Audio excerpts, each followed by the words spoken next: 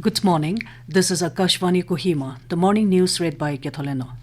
Member of Parliament Lok Sabha S. Supongmeren Jamir has urged the central government to expedite an early and honourable resolution to the long-pending Naga political issue, raising the matter of urgent public importance under Rule 377 in the Lok Sabha yesterday. Mr. Jamir strongly reiterated the need for a timely and acceptable political settlement. He reminded the Government of India of its commitments to the Naga people, citing the two historic agreements signed between the centre and Naga political groups, which had raised strong hopes for a lasting peace. However, he noted that, despite repeated assurances over the years, the final political settlement is still pending. Highlighting the seriousness and unity within Nagaland, Mr. Jamir pointed out that the Nagaland Legislative Assembly had even formed an opposition-less government to support the peace process. He also expressed concern that prolonged delays have led to growing frustration and the emergence of more groups under the Naga political movement. Appealing to the Prime Minister and Union Home Minister, Mr. Jamir urged the government to honour its commitments and translate existing agreements into a final political settlement without further delay, stressing that the Naga people remain united in their demand for a lasting solution.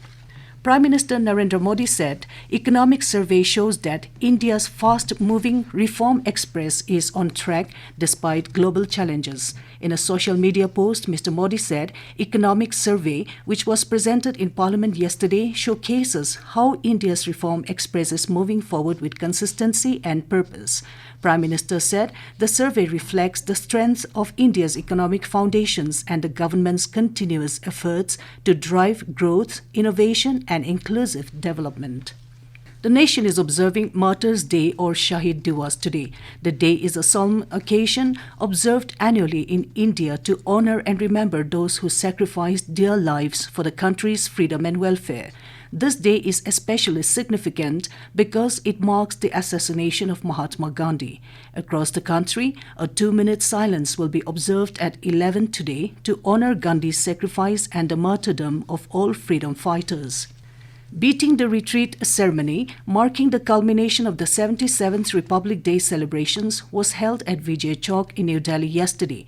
The ceremony was attended by President Draupadi Murmu, Vice President C.P. Radhakrishnan, Prime Minister Narendra Modi, Defence Minister Rajnath Singh and Union Ministers. A report. The bands of the armed forces mesmerized the audience by playing tunes of patriotic songs such as Vande Mataram, Aaye Vatan and Sare Jahan Se Acha. The ceremony also witnessed a special formation by the Indian Air Force Band on Operation Sindoor, honoring the valor and sacrifice of the armed forces during the operation. The ceremony featured bands from the Indian Army, Navy, Air Force and Central Armed Police Forces. Asunyo, Akashvani News, Kohima. Meanwhile, Prime Minister Narendra Modi has described the Beating Retreat 2026 performances as memorable. Mr. Modi said the tunes were filled with vibrancy and reflected a spirit of pride towards those who protect our nation. The Supreme Court yesterday ordered that the University Grants Commission Promotion of Equity in Higher Education Institutions Regulations 2026 be kept in abeyance. The court expressed certain reservations about the regulations, which are being challenged as discriminatory towards the general category. The court suggested that the regulations must be revisited by a committee comprising eminent jurists. The court observed that the regulations are prima facie vague and are capable of misuse.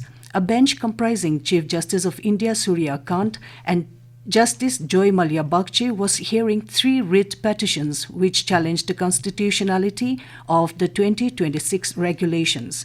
The court issued notice to the Centre and the University Grants Commission on the petitions, returnable on 19th of March. And the state-level award for handicraft and tribal textile for 2024-25 and 2025-26 was held yesterday at the Directorate of Industries and Commerce in Kohima. Director, Industries and Commerce, P. Tokura Sema, congratulated the awardees and encouraged artisans to preserve traditional skills while avoiding over-commercialization.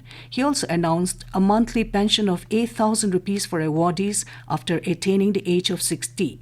15 artisans were honored across categories including pottery, wood carving, crochet, metalwork, cane and bamboo crafts. Special category awards were also presented. With that, we come to the end of morning news. Stay tuned as we will be back with the evening English news at 7:20. Have a nice day.